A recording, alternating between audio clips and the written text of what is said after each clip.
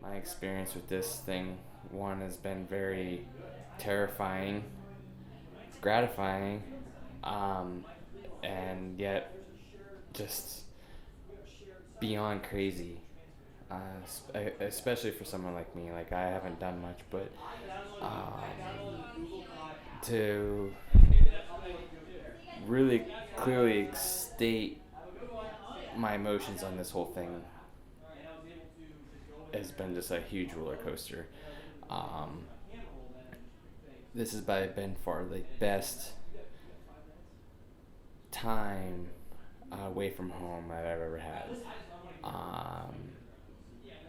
This trip has opened up my eyes in many ways. The fundraising has made me appreciate so much more for this town. Climbing Kilimanjaro was a life-altering event for me. This is Jay Verno. My climb to Mount Kilimanjaro in Tanzania was more about the impact that this achievement and the preparation leading up to the summit had on me. I think there were three main things that helped me to succeed in this, the toughest physical challenge that I've ever endured and most likely ever will achieve.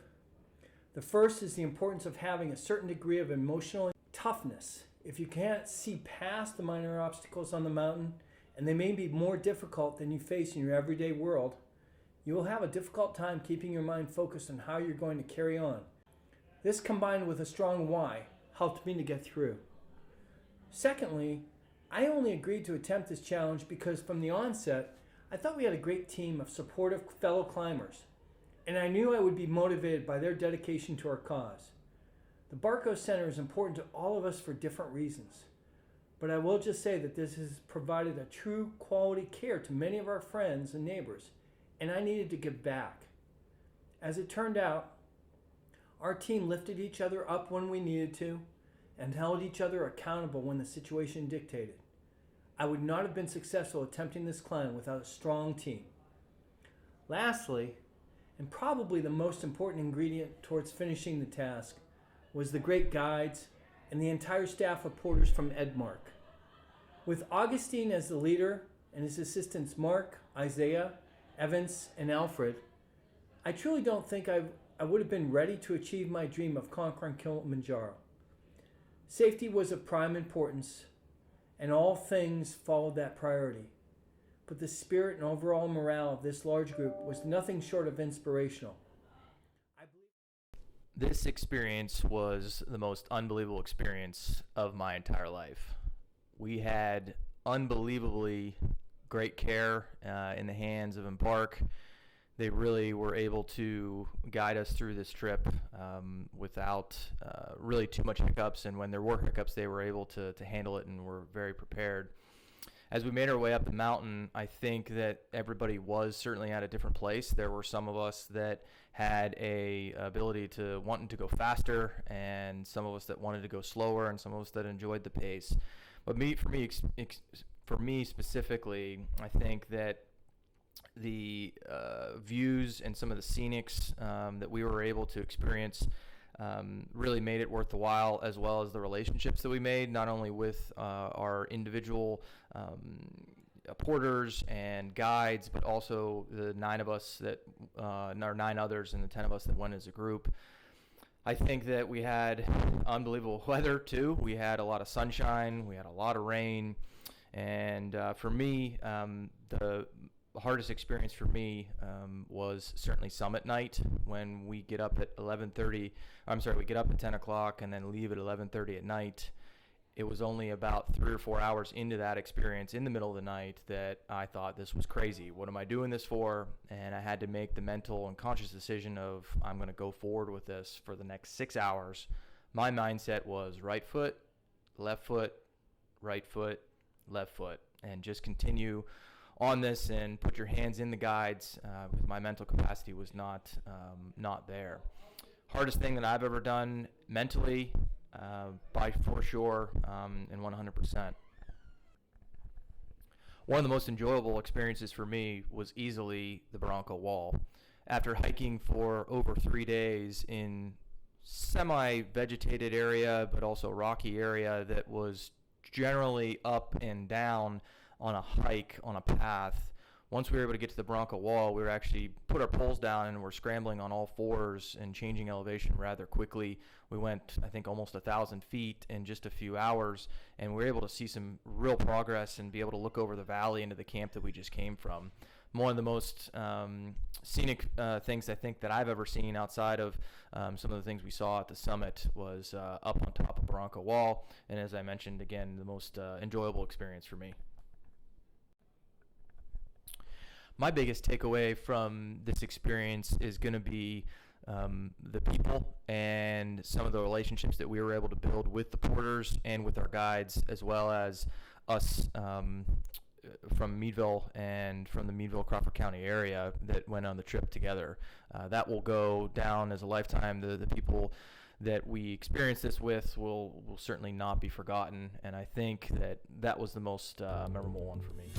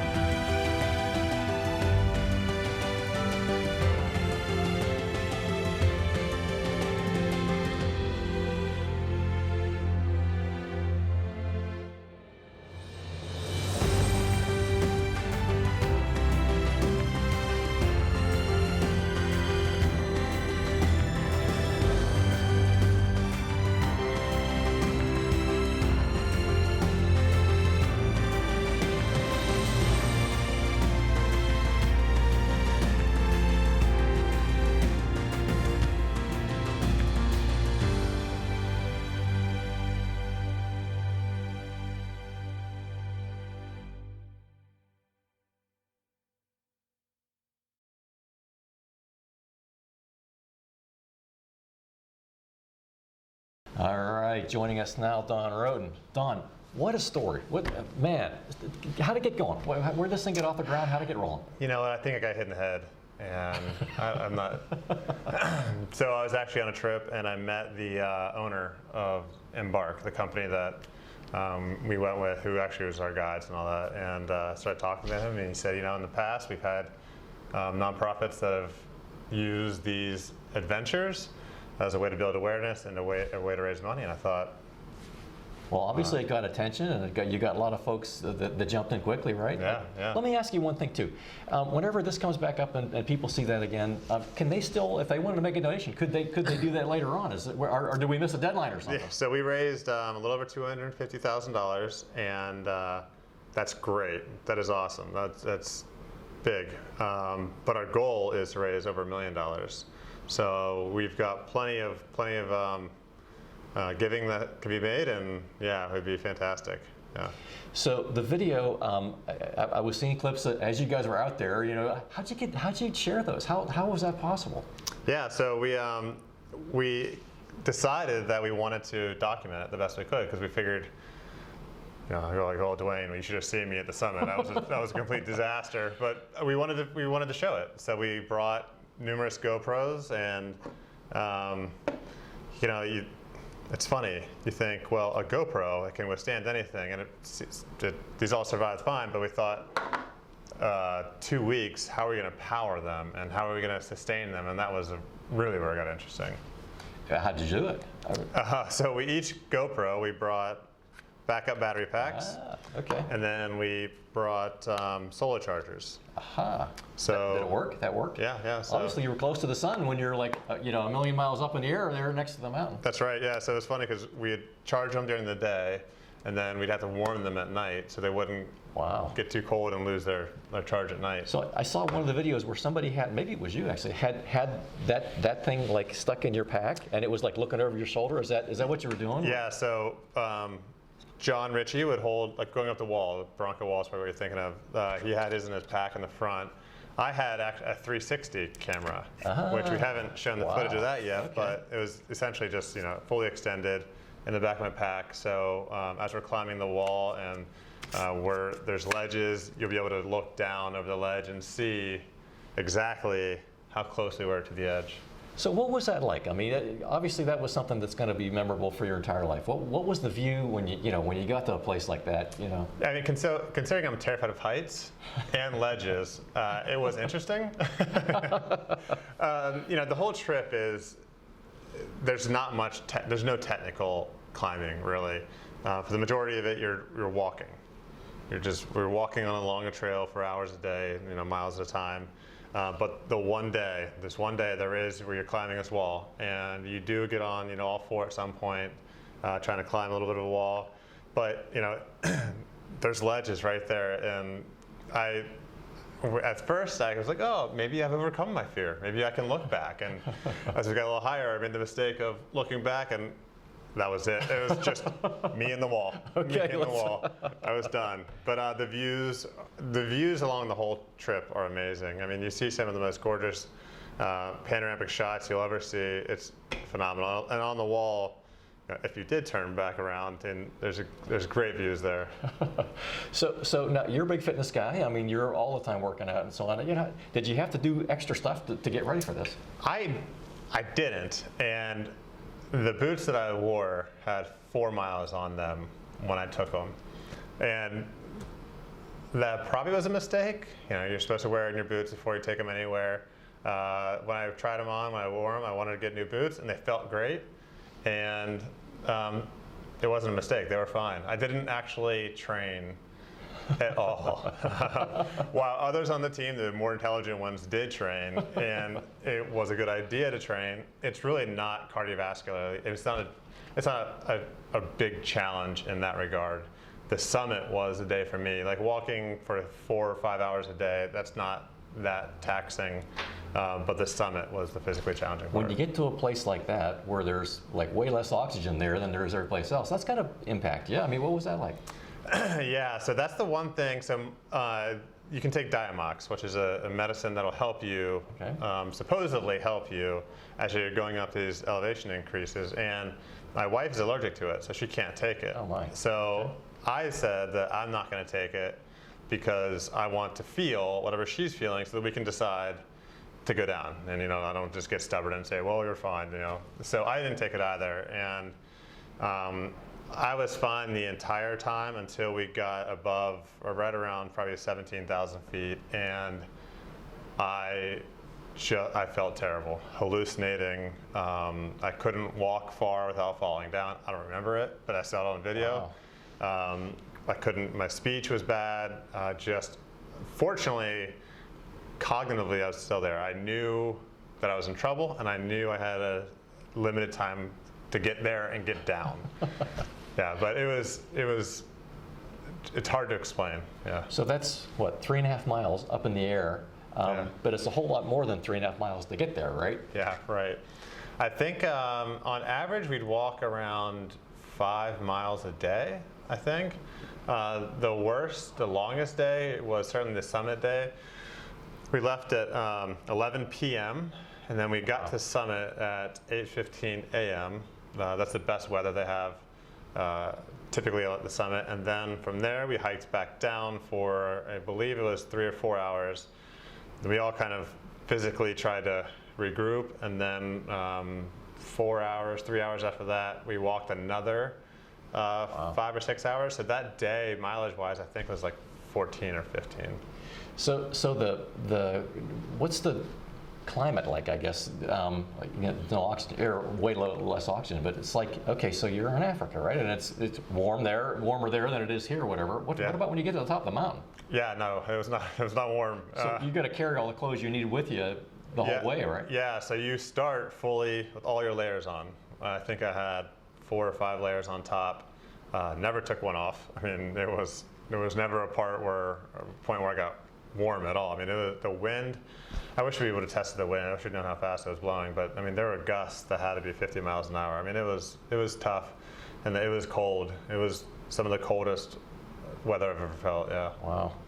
Okay, so one more time. So if somebody now sees this and it's like, wow, that was really cool. I heard about it, but didn't really see any of the details. And how do they get a hold, and how can they jump in and help? Yeah, so on Facebook, we actually documented some of this, so they can go on Facebook and look at some of the videos, some of the pictures, if they want to learn more.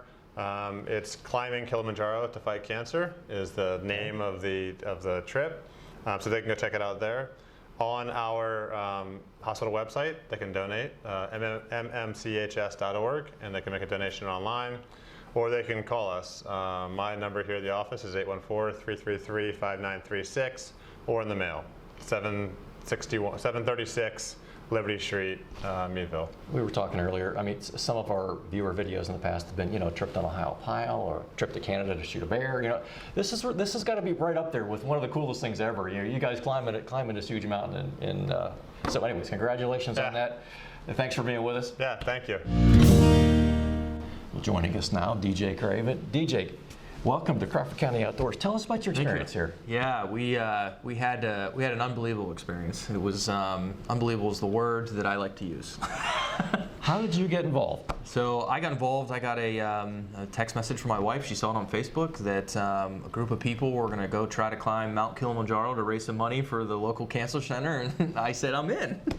So now you're a guy, you like to be out doing physical stuff and whatever, so I'm not surprised that you were one that volunteered for that. So tell me about how'd you get ready for it? How'd you get... Yeah, so some of my preparation was mainly physical. I started out with the physical end of things and just making sure that I didn't give my body any kind of an excuse to not be able to be ready for this thing. I've got a brother-in-law that's got 60-some acres on a hillside here in town, and he was nice enough to lend that to me, so to speak, and I went up and down that thing probably, I don't know, about 5 or 6 dozen times in training for this things in the early morning with my headlamp on and my pack on and my water and weight in the pack and everything, and so that was kind of the physical. Let me ask you now, was that the same as what it's like climbing a mountain? And no, it wasn't even close. It wasn't even close, and I think the main reason why I wasn't close was probably more mental than it was the physical part of it. Talk about that for a second. Yeah, I would say that from a physical standpoint, I don't know that I had too much trouble other than when you wanted to do anything quickly you lost your breath almost instantaneously. So that was the physical part that you just had to do things slow. It was a term they used is called pole pole, which means slowly, slowly, and it was something that we all used very frequently. So that's what we went to. So from a mental standpoint, to answer your question, I went into this understanding that there was a chance I wasn't going to make the top, and knowing that I was going to give it my best, and that somebody was going to have to physically say, DJ, you're going to hurt yourself, you need to turn around. And I knew that that was going to be where I was going to say, all right, well then I can't make it anymore because somebody else is telling me. It wasn't me telling myself. I was going to mentally push through that thing. And I think that during my preparation and training, getting up at 4 o'clock in the morning, going out in the dark and doing all those things actually helps mentally as well as physical. And then those last few moments before you're getting there, you're doing those kind of mental checks in your own mind of, all right, let's do this thing, let's push through it. How about that? So when I had one experience in my entire lifetime. We went to Aspen, Colorado, and I'm like, I'm going to run up the ski slope because I was there in the summertime. Right. And it's like, there's not very much oxygen, when you're way up on top of a mountain or whatever. No. Can you tell that? Could you feel Oh, that? absolutely, yeah. That's what I was saying about, like, so we were in a line. There was 10 of us going. We had 5 guides, and typically, so all 15 of us, we're walking in a line. We're all walking at generally the same pace. But if for some reason you stop to look at a tree, or you have to what they call water a flower or pick a flower, if you know what I mean, you would lose ground obviously on the group in front of you if not everybody stopped at the same time. And when I mean ground, I mean 5 feet. If you wanted to go quickly to gain that 5 feet, you were the same thing, instantly out of breath. And it took you a longer time to actually, you would have to slowly get to the breath. I mean, at the top, and this is up at Summit, I mean, we're about 50% the amount of oxygen that we have normal down here at sea level. So I saw some of the video from there. That was unbelievable. I mean, it's like you're on top of the clouds looking down at the clouds, right? Yeah, it is. What was that like? It's a pretty remarkable experience. I will have to say that I have been, my prior experience of, I used to climb cell phone towers for a living. For 2 years, I traveled the country. So I've been above the clouds before, out in California and on these mountain peaks. This was still nothing like that because we were so much further above the clouds. I mean, we were thousands of feet above the clouds is what it felt like. And it was just a great experience. We didn't have the best weather for viewing. We had a lot of rain and a lot of clouds, and that some things I think that like the video that a lot of people get to see are primarily the good footage. But some of that, most of our day, probably 50% of our day, were footage that you wouldn't be able to see anything because it's sideways rain. You know, it's the old Forrest Gump thing, up rain from underneath. I mean, it was the whole thing. So, okay, the going up the hill. What about coming down? I mean, it's like now this was like many days, right? You were so for the whole thing, as far as all total, we were gone for 12 days, and then we were actually on the mountain for 8. So when we were on the mountain for 8, we were on the mountain for 8, no showers, nothing, in the tents every day. But as far as going up, we took about 6 days to get to the summit, and that took two days to get down. So it does come a lot faster coming down the hill. It does come a lot faster. Just to give you a perspective, so we stayed at the last camp that we stayed at. We left camp at 11:30 at night, so we stayed there for a couple hours before that, and we ended up eating some dinner. We had probably 9 hours to get to the top. And it probably took us roughly half that time, or maybe even a little less than, to get back down to the same camp coming down. Now, having said that, I definitely felt it on my end, and there were certainly people that said it was harder to come down than it was to go back up. Really? Yeah, there's no doubt about that. You talk to some of the other folks, and they'll attest to that it was just much more difficult. They'll talk to you about some of those things that you mentally prepare yourself to get up, and then maybe not get down. I think that was some of it as well. Like, all right, we've made a success. And it's like, okay, well, we're only halfway done here. We got to get all the way down too. But because it was such an extreme downhill, we went from about 15,200 feet to the top, which is 19,300 feet, in 9 hours. So that was about 3 miles. We went there in 9 hours. Then we went back down the same in about 4 hours. We had to go then another 5,000 feet down to 10,000 feet, all in the same day. So it was a 24-hour day that was the longest day of my life. Wow. So, I mean, like your thighs burning and everything? I mean, is that? Yeah, quads primarily on your way down, and then a lot of knees. There was a knee, again, I'm 34 years old, almost 35, and I felt it almost the whole way down. Now, granted, I didn't have any lingering effects, but I felt it certainly even on the way down. If your knees were very sore and very tired. Okay, one last question. Give us a big picture of the whole thing. I mean, 100 years from now, when you're, when you're telling your great-great-grandkids about this, what are you going to tell them? Yeah, I tell you what, I kind of mentioned in the beginning of it just was such an unbelievable experience, and I relish in the opportunity to be able to do this with the group of people that we were able to experience with. was something that was unquestionably the thing that I'm going to take away from it. I don't mean just the 10 people, because there was 10 of us that went. They're all from around here in Crawford County, but we had a crew of 40 people. Wow. That took us up this mountain. And when I mean took us up, they did everything but move our feet for us. I mean, they cooked for us, they carried our stuff, they made our tents. I mean, they did everything for us. And the bond that we have with them, as well as those other 10 people, that's what I'm gonna take away from the most. Well, congratulations. Awesome. Thank you. Thank you for being with us at Crawford County Outdoors. Absolutely. Hope to see you again. Joining us now, Jay Verno. Jay, Dwayne. How'd you get involved in this thing in the beginning? I sit on the Meadville Medical Center Foundation board, and I heard about the concept of kicking off our fund drive for the linear accelerator. And Don came to us with this idea and said, hey, this is what he wanted to do to really be a focal point to start the campaign. And at the time, I thought it was really a cool idea, a great way to draw attention to a very worthy cause. And I got to be honest, the first time I heard it, I was like, oh, that would be so cool to do. And as the months went on, I kind of thought about it, and I said to myself, if I can get my doctor's approval and my wife's approval, I was going to do it. And took a couple months to get both.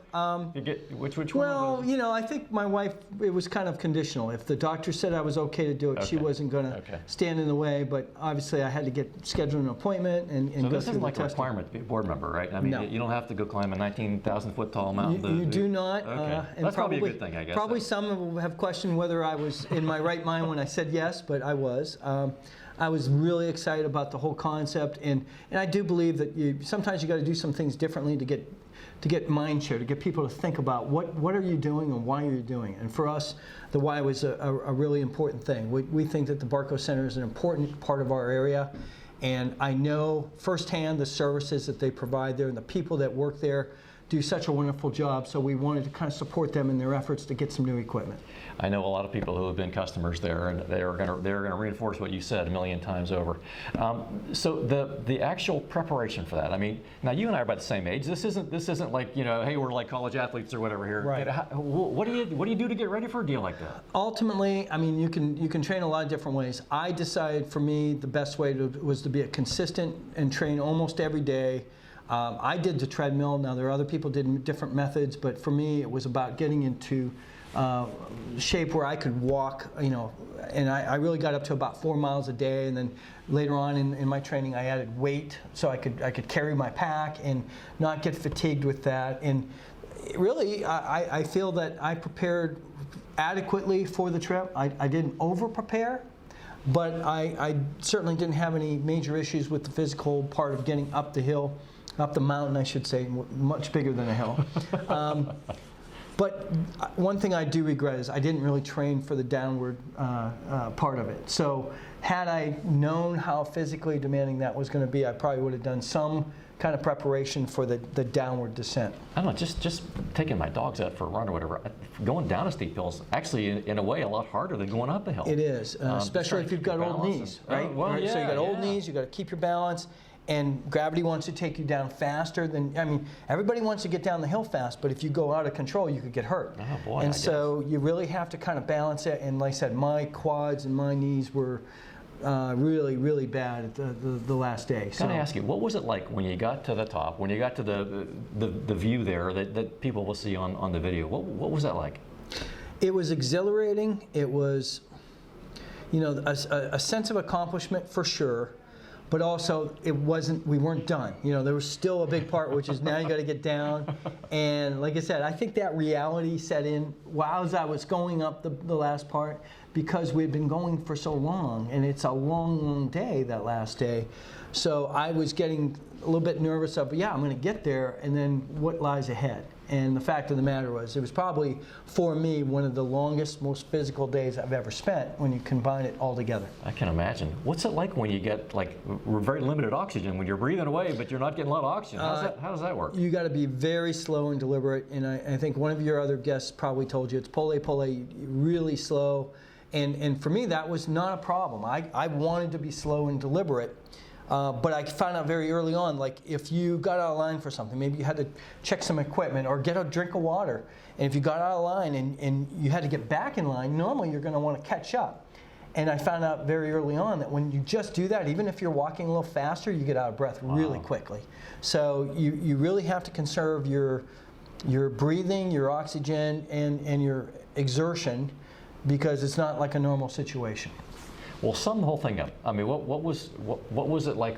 What story are you going to tell, 25 years from now to somebody about this project? Well, there's an awful lot to it. So if you want to keep it short and concise, I tried to do something for the good of the community that involved a personal challenge that I never would have thought I could have accomplished. So it's a great lesson for anybody that you can achieve good things, and it comes down to what's your why. Why would you do something like this? Well, yes, there's a sense of accomplishment. You want to climb a mountain. Yes, it's a bucket list item for some people, but for me, it was about trying to give back to the community. It's been very, very good to me, and I just think that motivation helped me to make sure that I could finish and do what I said to people I was going to do. Well, that's awesome. Well, Jay, thanks for being with us. Thanks for that effort. That's amazing. Thank you.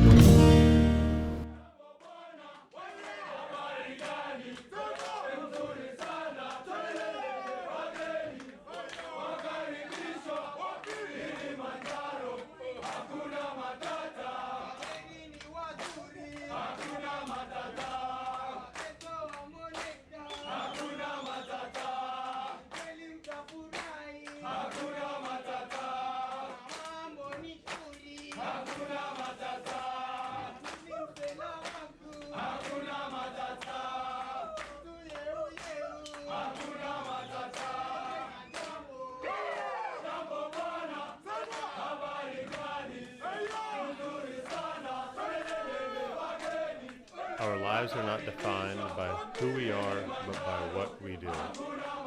Together, these 10 people made a mark. They ignored the "are you crazy?" that "you can't do that," the "don't do that, it's not safe." Get uncomfortable and pursue what makes us happy. Leave a mark. 10 people, one trip. Hundreds of donors, $250,000, one community.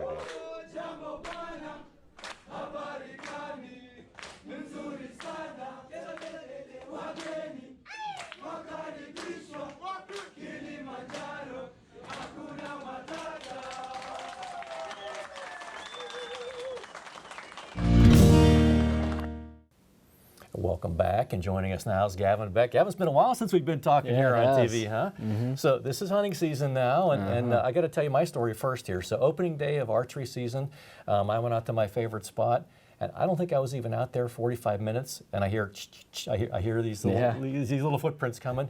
Sure enough, there comes this little deer, and my wife's always telling me, now pick a young, tender one, because it's like, they're not, the old big gnarly ones, they do taste a little, the meat tastes a little stronger, whatever. So it took maybe, I don't know, a couple minutes for him to walk up to me, but he spooked for a little bit and but he didn't leave. He came back and walked out, I think maybe about 20 yards from me, came to a dead stop, totally side shot, and it's like, I think literally that was the easiest shot I've ever had in my life.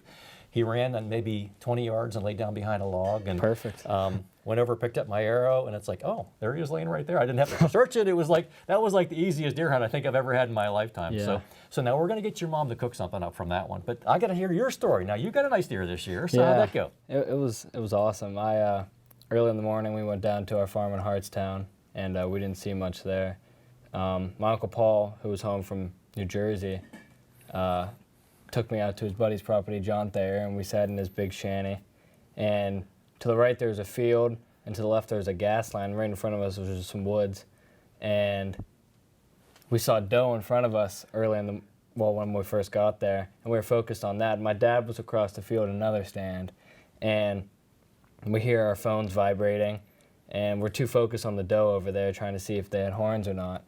And next thing you know, we see two buck run across the field about 300 yards away, and we scoped them to see if they were bucks, and the one in the back was bigger, so I took that and I scoped in, and waited a little bit, and I shot him, and he just dropped right there. Wow. Yeah. Wow.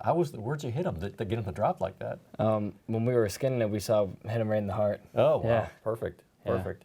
You know, that's funny. When I was doing this little bitty one, as I was doing the processing or whatever, I pulled the heart out, and it was like sliced right open. You know, when it's like the arrow, I think literally went right through right through the heart. So, well, that's the way to make it work, I guess. Yeah, I guess. You want to hit those vital organs. You want to get through that chest cavity there. Didn't right? have to track him anywhere either. He just was Well, how right about there. that? So I bet that was exciting. Yeah, it was pretty cool. It Now was you've gotten awesome. one a few years back, right? You've gotten a buck of.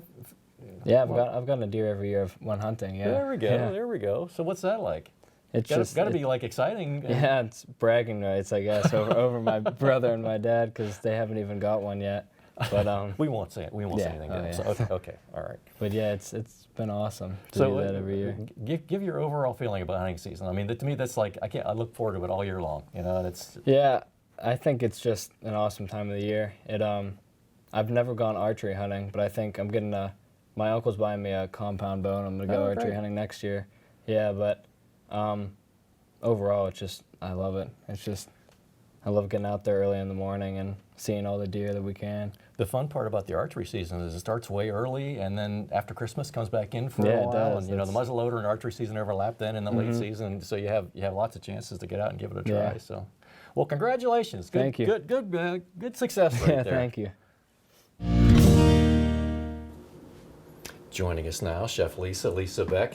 So Lisa, viewer video, this becomes kind of a favorite here amongst all of our fans of Crawford County Outdoors. And It is. now, how did I do? Did I bring you the right thing? He brought me the right thing. Yes, some ground venison because Okay. we don't. Well, we have one, but it's not cut up yet. Yes, the family is a little distressed because we only have one so far. But you know, there's a little time left in the season. I've been told that it's like you want to age it, and now I got this one on literally opening day, and it was very Right. warm and whatever. So I took it and quartered it, and I put each of the quarters in the fridge and let them in there for a Right. week. So you Yes. want to age it for a while. You do. So we'll try. This is Right. kind of my first. It might be my first experiment here with the aged one, Exciting. aged in the fridge here. Exciting. So yeah, so we're making a ground venison stew a la Michelle because you know she always has a freezer full and she's always coming up with new recipes. So this is her recipe. Okay. And I've modified it a little bit, but it's pretty much you know the basic is hers. So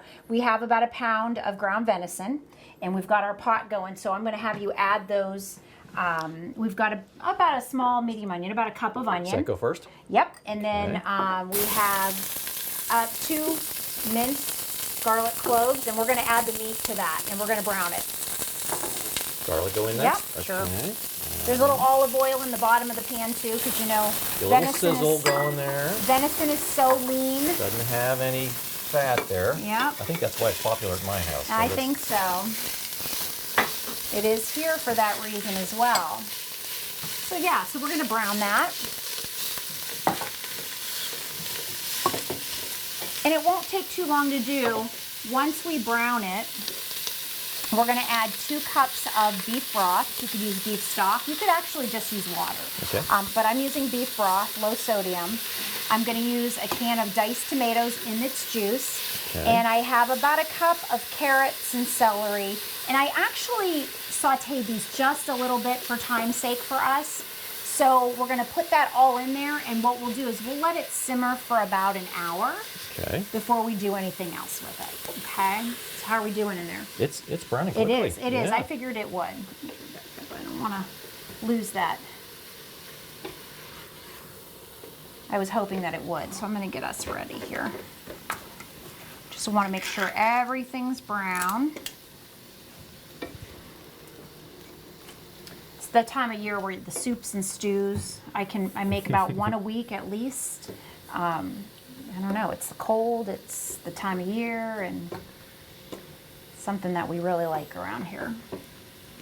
Oh, that looks Still good. just a little bit of red left Almost. there. Almost there.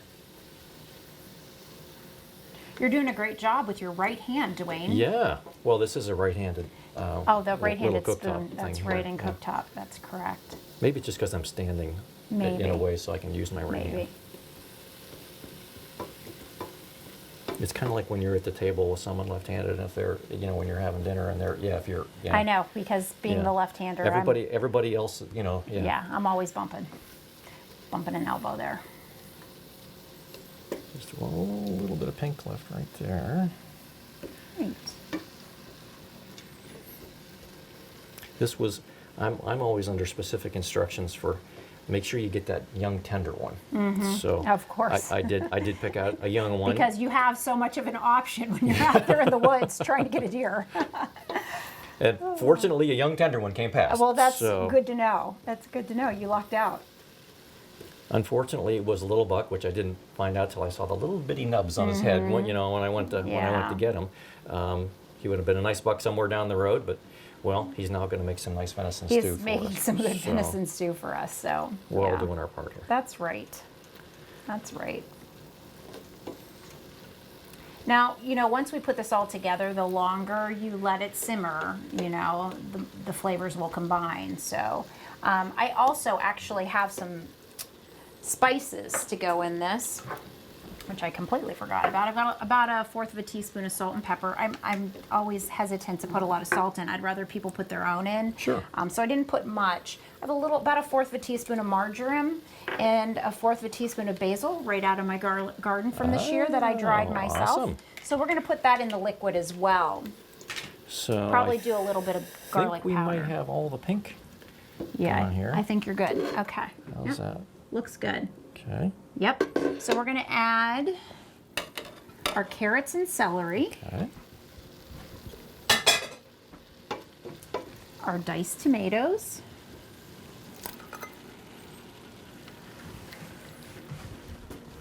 let those warm up a little bit. We're going to do a little bit of our salt and pepper. I actually want to sprinkle that in because, So it doesn't all go in one spot. yeah, I just want to be careful too because I think there was a little bit more pepper in there than 1/4 of a teaspoon. I don't want it to be too hot. There we go. Okay. And there's our marjoram Okay. and our basil. Is that backyard basil? Backyard basil, yeah. I'm just gonna put a little bit of extra garlic powder in there because we did have some from the 2 cloves of garlic. I don't Okay. think we need too much. Let's see. It looks good. So we're gonna add our liquid.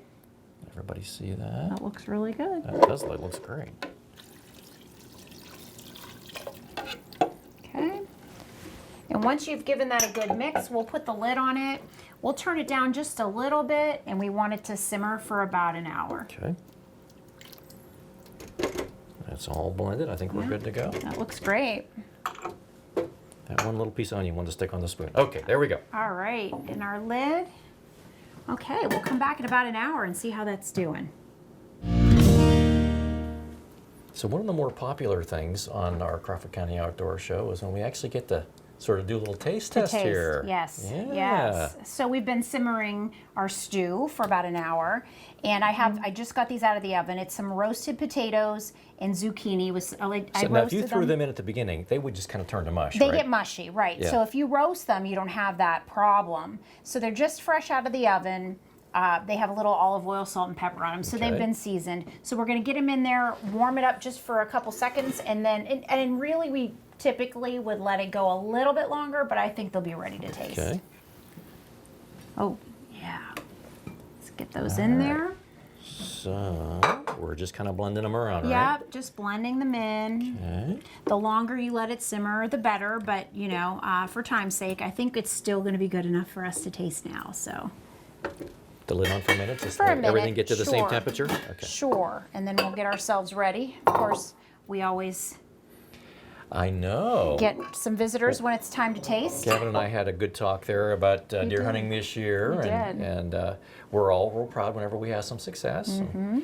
And then we're especially proud whenever the food comes along. Absolutely. That's everybody's favorite part. Yeah, it is for me too. Yeah, definitely. You want to try? Yes. Okay. Look at that. Wow. Looks really good. Smells great. Okay. A little bit here. Ooh, that's steaming, you guys. You got to be very careful. You could even do like a rice or a pasta in there sure. if you wanted.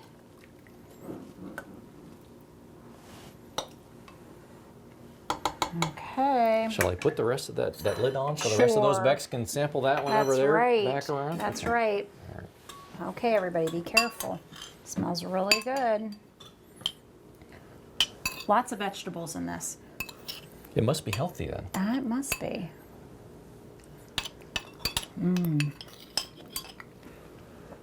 Ooh, I like that. Good. Gavin, what do you think? It's good. Very good. Venison stew a la Michelle. It's a keeper. I love that one. One more taste. Well, Gavin, congratulations again on your successful buck hunt this year. Lisa, thank you very much You're for the great welcome. recipe. You're Thanks welcome. to the folks who put together that great trip to Mount Kilimanjaro for the climb there, and that's an awesome video. And It what a is. cool thing. I mean, that's you don't think about that. You hear local folks from Crawford County, you know, I heading know. off to Africa to climb a mountain to raise money for cancer It was care. wonderful. So, thank you to the folks at home for joining us on Crawford County Outdoors, and we'll talk to you next time. And I'm going to finish my stew here. Me too.